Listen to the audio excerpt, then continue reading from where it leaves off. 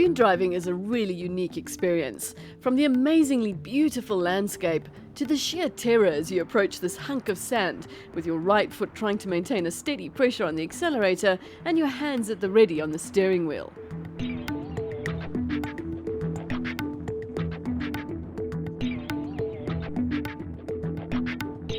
Wind, sand, and miles of dunes. This is Namibia.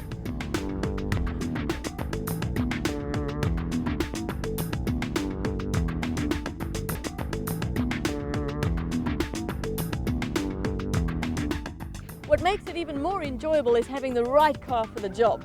This is Toyota's facelifted Prado. Now, we know it's a Land Cruiser, so it's going to have that off-road pedigree, but it's also a fancy Toyota, so it's got lots of kit in it as well. Toyota has brought us here to Namibia to test it out.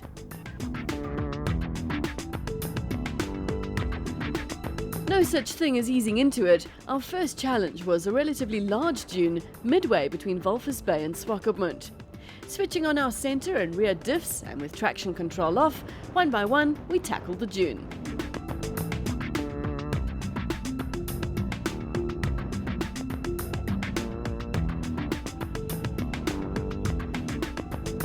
It's quite difficult for you to see the exact gradient of the slope that we're about to go down and then up.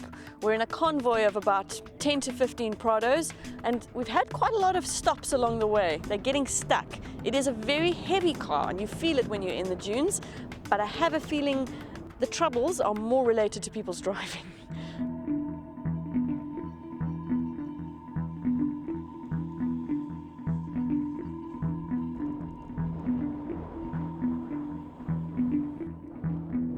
While waiting for all the cars to get through, we had a chance to shelter from the wind and take in the substantial makeover to the Prado's interior.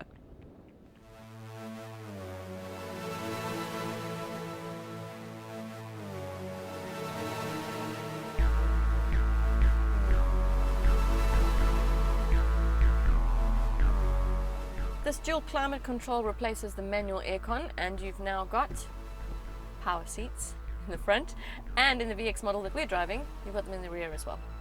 There's a new display for the audio and a redesigned instrument binnacle and center console. This model's also got a nav system and Optitron instrumentation. It's still got this awful wood trim that I hate, but some people might like that. Overall, inside it's very spacious and very comfy. I'm a little bit disappointed though, because for a car that costs in the region of 700,000 Rand, it does feel a little bit cheap. But like it's saying, when I grow up I want to be a Lexus.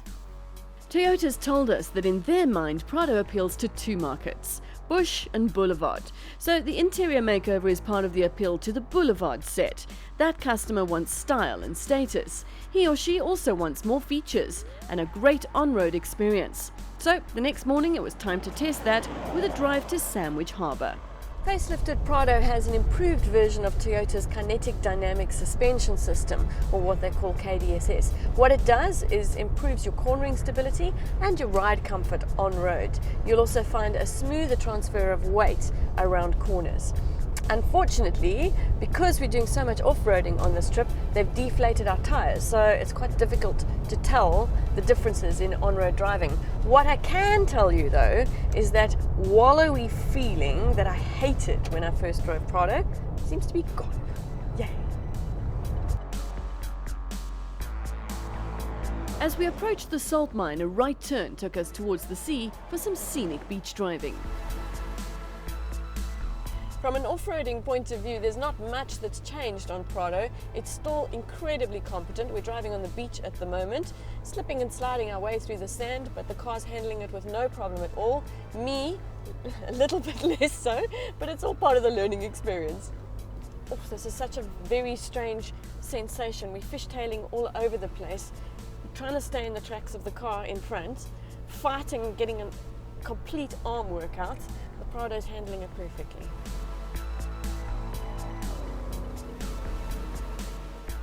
Having conquered a new skill, it was time for a quick stop to take in Prado's revised styling, the biggest part of its facelift. You'll find most of the changes at the front, with new headlamps and fog lamps, repositioned headlamps, a new bumper and new grille.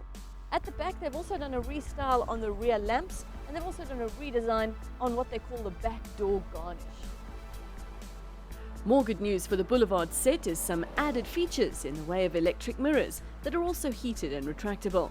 They've also got this little icon which tells you you've got blind spot monitoring, part of the upgrades to safety, which also includes emergency brake alert.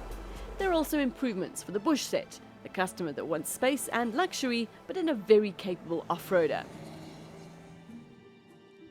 Facelifted Prado now features trailer sway control, so if it feels like something weird's going on back there and the tail's about to wag the dog, then it decelerates for you and controls the yaw action to stop it. Unfortunately, because we're not towing, we haven't been able to experience it or the 2.5 ton towing capacity of the V6, but it sounds like a very valuable safety addition to the package.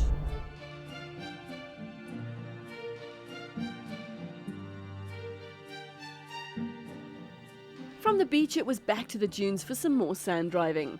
This does require you giving it a bit of stick in certain obstacles, and I was very impressed with the overhangs of the Prado and how it coped with approach and departure angles.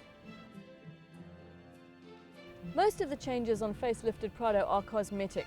I'm not a fan of the exterior or the interior, but this launch has been mostly about showing off Prado's off-road capabilities. And it's been a big reminder to me just how good it is. It's one of the few SUVs in its class that has 7 seats, and it has a 150-litre tank, making it perfect for the Sandton school run or for taking on a long trip somewhere exotic and remote like Namibia.